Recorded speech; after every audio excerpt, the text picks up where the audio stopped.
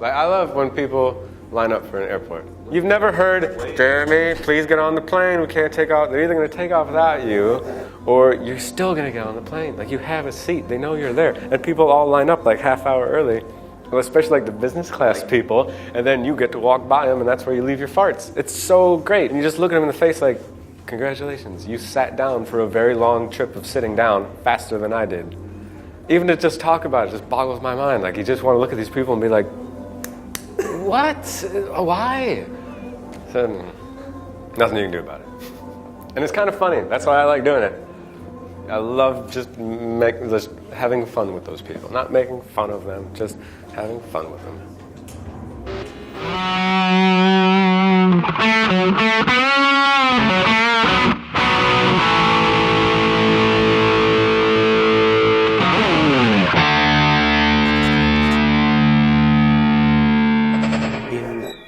In this world, there is a lot of people that they really don't want to be here, and they don't even really ask for it. Nobody asks to stay here, and therefore not many people appreciate that we are here.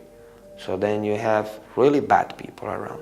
You know, there's great, wonderful people, and then there are buttholes, you know, like there's some people that aren't so good. And to those who can say, you know, well, maybe, fuck you. But that hasn't been my experience, actually. The majority of my experiences are interactions with people that are very worthwhile and that are very emotional and very like satisfying, you know. I mean, the main rule that we should have is sympathy. That's all that we need. There is people, they have religion and they have some other values that they're okay, but I mean, the most important thing is that we have sympathy with the other person, because religion what promotes, or karma, the famous karma what promotes is that you are nice so you don't have shit back. And if you are nice with people, also you're going to have beautiful things back. And that's crap. You have to be nice because you don't want to make people suffer. You have to act nice because it's nice to act nice. You need to have sympathy for other people. To be able to help someone, even just a little bit, and be like, hey, you know, you're worried so much and you're so afraid of not being the best or not being this or not being able to perform. Hey, guess what? We all feel this way. You know, we're not alone in this, in kind of some odd, messed up way. This is the thing that makes us be a community. That kind of weird fear, that hesitation, is the thing that makes us be closer together as artists. I mean, it's nice to be sympathetic with many people. It's nice not to think that we are the center of the universe.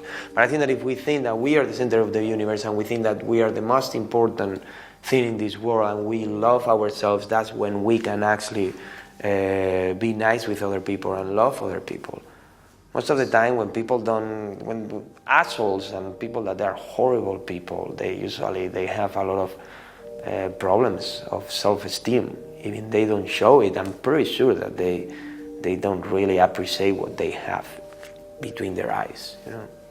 No, the first year I was here, there's this one kid who we walked by the beach and we had a really deep conversation because he wanted to really paint, he wanted to make art. But he wasn't sure his family would help him. He wasn't sure what to do next. He wasn't confident in his skill. And so much of what he needed to hear was like, it's not as overwhelming as you think it is. It's a matter of just focusing on the craft and focusing on the, you know, on the pretty much the foundation of what makes you a better artist. Focus on the technique. And then once you have that technique down, jobs come. Because people always need, you know, people that are technically savvy. And then once that happens, then how much would your life change? And I think that person at that time was seeking help, was trying to not, he was already feeling so alone.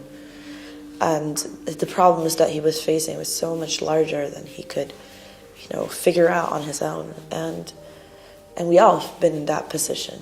You know, I've been in that position, and you know, even to this day, sometimes I feel in that position. And you know, I'm lucky to have friends and to have family and to have mentors that, you know, will take that time, will take that responsibility and help me through it. So it's kind of like a pay it back or pay it forward, you know? Like, if, you know, someone did it to me, so I'll do it to someone else, you know?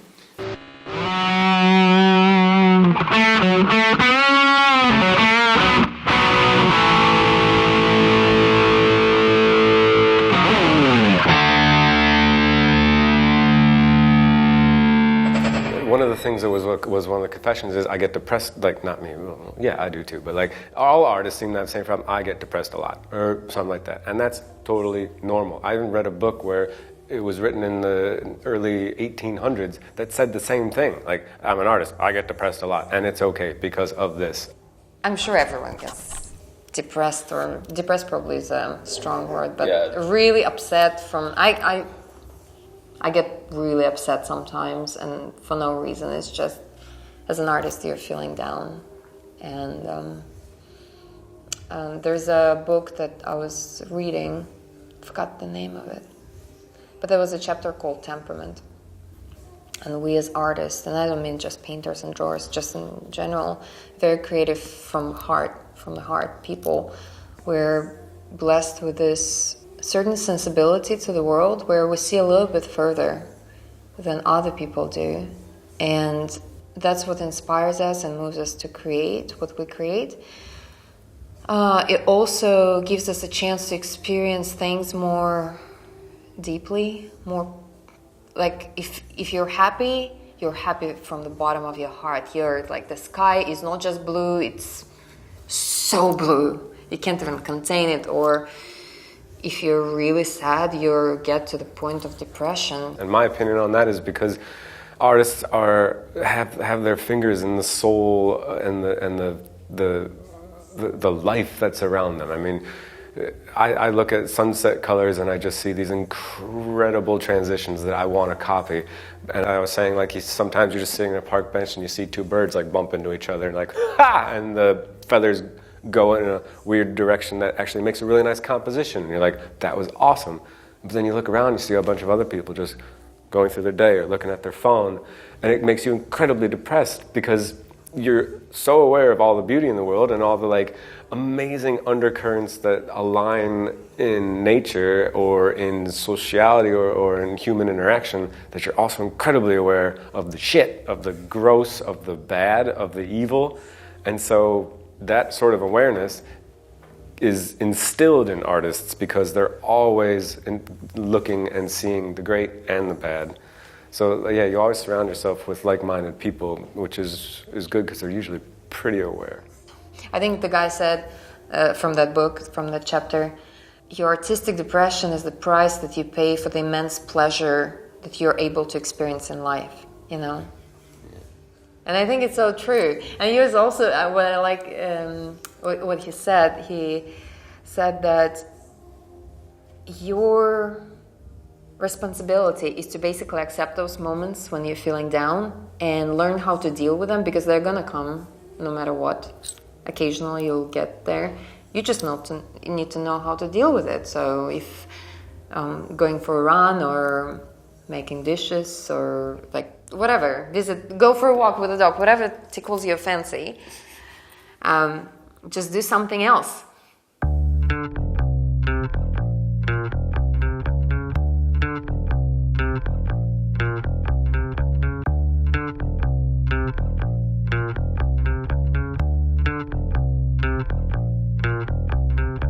You are totally allowed to. It's true. You are totally allowed to be pissed off and to swear and to kick shit and to release anger.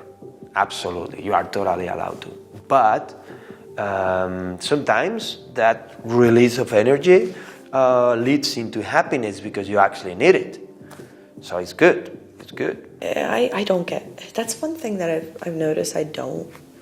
It's very rare for me to get angry. But when I do, oh man... Like I get the quiet angry, you know, the one that's just like very serious and like lower my voice, and I'm able to say things that like, oh. Speaking of depression, I don't say I like being depressed, but I think it's necessary for you to feel down in order to be able, if you're always happy, you're not as motivated. And that's what I like about painting, because I feel like painting, it's so hard, it's so challenging, and I don't see it getting any easier, because I don't know a single artist who has been painting, and even artists from the past who has been painting all of their life, and they have been very successful from the public's point of view and from just general accepted point of view, the artist who would say, yeah, I got it, I nailed it, all of the aspects of painting, I got it. This is what I think is exciting. It's like this elusive thing that one day you're on top of the world, and another day you're like, why am I even doing that? I can't paint or I can't draw at all. So it's part of our journey. You're gonna punch a wall. And then you break your hand, it's up to you. Obviously you will never punch people or be like an asshole with people. It's difficult, Like, not to punch people, but to not be an asshole with people, because, you are in a bad mood and your friend comes with a typical joke to put the finger in the ear, and it's like, what the fuck, dude, and then you react badly, and you have the right to do it. And there's something really interesting that I've been, like, observing through the past, where it's like we forget to be human, too. We're so obsessed with art. We're so obsessed with painting that we forget to be like human. And we forget to feed each other, the things that we need, company, drink, laughter, sadness, to embrace the sadness, to embrace the good times. But like I swear a lot, and I there's a lot of energy coming out of me, like negative energy, like fuck this shit, fuck, and I hurt myself punching things out of anger, Like you punch the table because the fucking painting is not working, or, like you swear and your neighbor is calling the police because what's going on? Well, that never happened. That never happened. It's cool. I mean, you are screaming by yourself and you're like all mad, like screaming and saying a bunch of shit, so of course they can call the police. But I need it. And people around, they might get scared, and I'm sorry, but sometimes I need it. It's like releasing, but that's why I don't do things for karma, and I feel that I'm contradicting myself, because perhaps, if I start sweating and somebody's next to me and they're gonna start feeling scared, maybe that's actually something that I'm not sympathetic with them, and I am selfish, and I'm just trying to release my energy. And sometimes, I feel like some of the most successful artists have to overcome certain fears and certain, things that happen from, being human, that they nurture that. And by nurturing it and by helping it, it helps them in their art. They're able to focus in their work. They're able to focus in making better work. And it's not like a form of escapism for them. It's very interesting, where it's like, in order to be a better artist too, if you could just be a better human.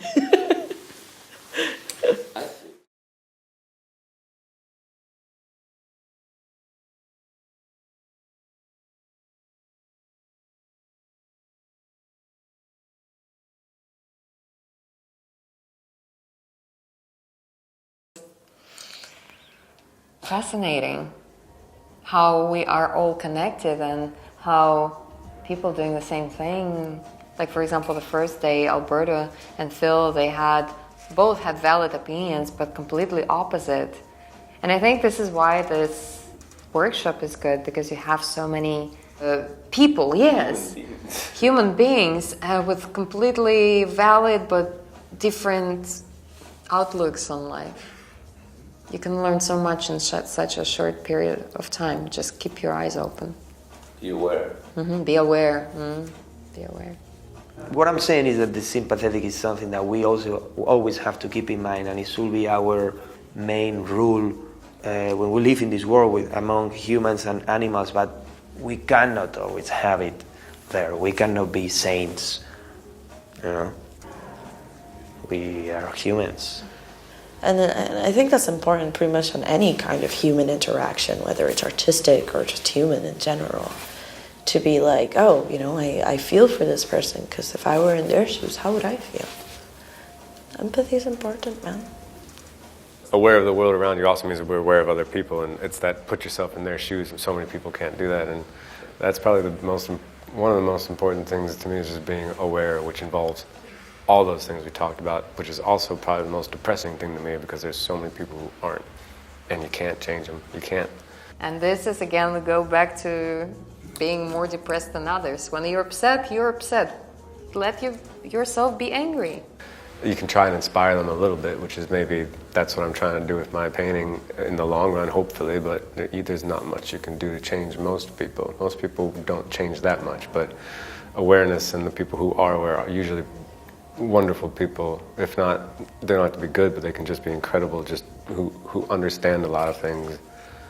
And I think knowledge and education and understanding and awareness just makes for better people. Just be. Exactly. I like that. Just be.